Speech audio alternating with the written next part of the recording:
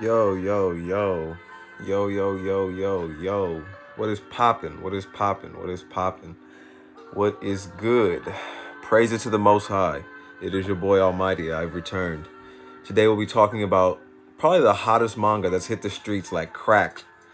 It's hit the streets on you niggas like it's hit the streets like I don't even know what it's hit the streets like because I don't do crazy drugs or nothing like that. You feel me? But this new manga series in itself has been one of the most talked about things I've seen within the past week or two.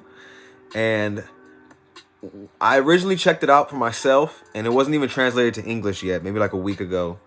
And when I first read it, I skimmed through the chapters. I'm just looking at the panels because I can't understand anything that's being said. But it looked very interesting from the art style to the...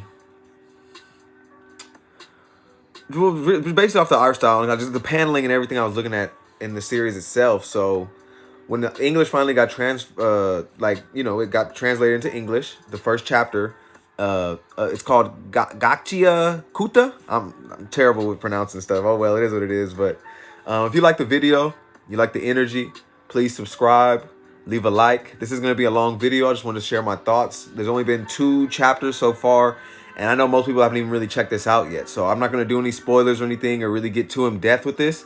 But if people like this content, please let me know after the video or during this stream as well in the chat, and we'll definitely cover this week to week. But so far, I am very interested in this series, and just getting into it. The series is the series is by Kei Urana, and it's called Gachiakuta, and it's now serialized in Weekly Shonen Magazine.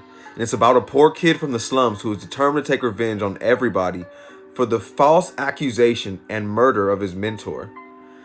And he's sentenced to the abyss, but the story only goes up from here. Kind of a play on words, and you'd understand it if you've actually read into the second chapter. First chapter, second chapter. Yeah, if you read into the second chapter, you'll definitely understand what everything that just was being talked about right here. But yeah, I would definitely say this has a very good start.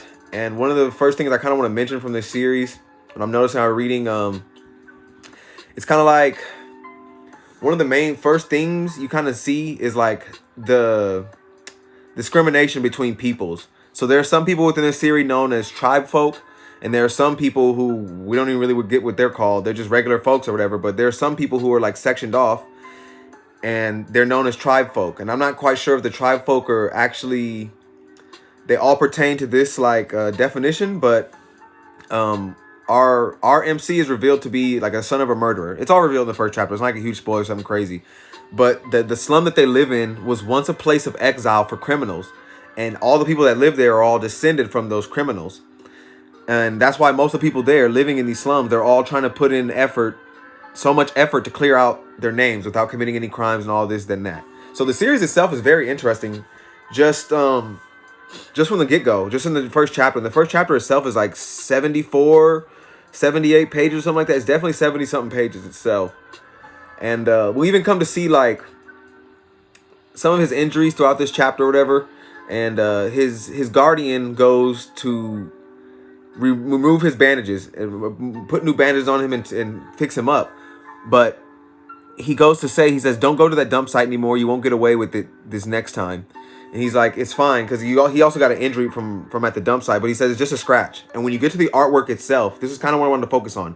The artwork itself of this series is very standoutish. I'll say it stands out a lot. And it's kind of like when I first saw artwork for JJK and stuff like that, it's very different. And it stood out to me. So I was like, it drew me in. So reading this, each page, as I'm going further, just drew me in and in with all of its own artwork. So seeing how these bandages are drawn on him, and the further down, closer to his fingertips, the bandages are literally like blacker. The further you get closer to his fingertips, and they kind of like loosen up. But the new bandages he get, they're all white. So it's just kind of like, okay, what's going on with his bandages and his scars?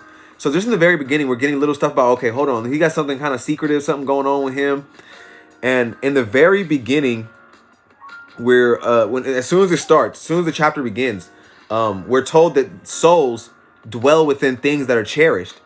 But it also questions what are inside things that are discarded. What happens to things that we throw away and are discarded? So what it leads me to believe if souls can be in things that we cherish. And we also see that Regto gave our MC Rudo these gloves in the very beginning, and Rudo cherishes these gloves.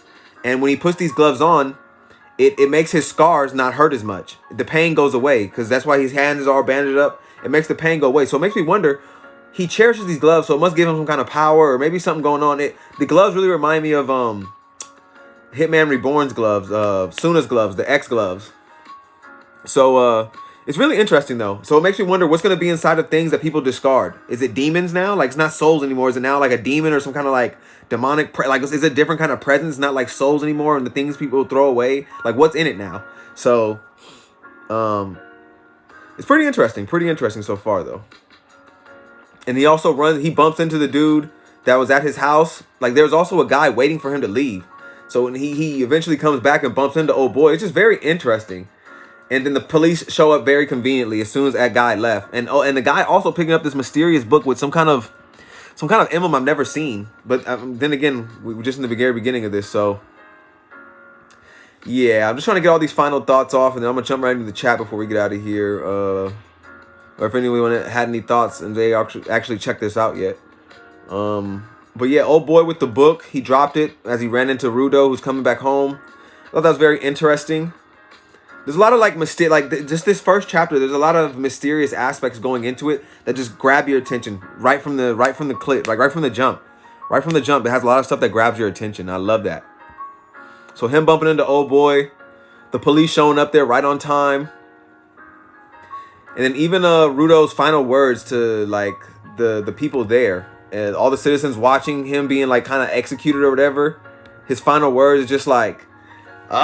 This MC, he's gonna be a very interesting MC. I can just tell from the jump. He doesn't seem like some super goody two shoe. Like, seems like he's gonna be doing some shit. He's gonna be going through some shit. But he does seem like he has good qualities as well.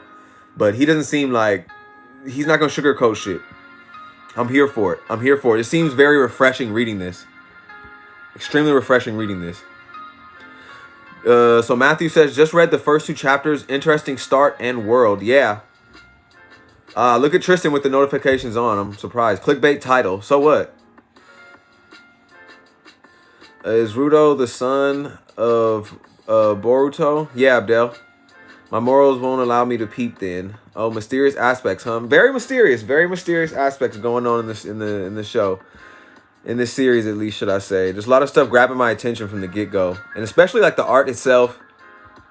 The discrimination between like these tribes folk people and then like regular people who are up above now, I guess. So I don't know. I don't want to say too much for anyone who hasn't actually checked it out, but I just kind of wanted to put this video out there. You can read it on the manga decks. I'm actually gonna share the first chapter. I'll share the first chapter in my chat for everyone right now. If I can actually get to chapter page 1, hold on.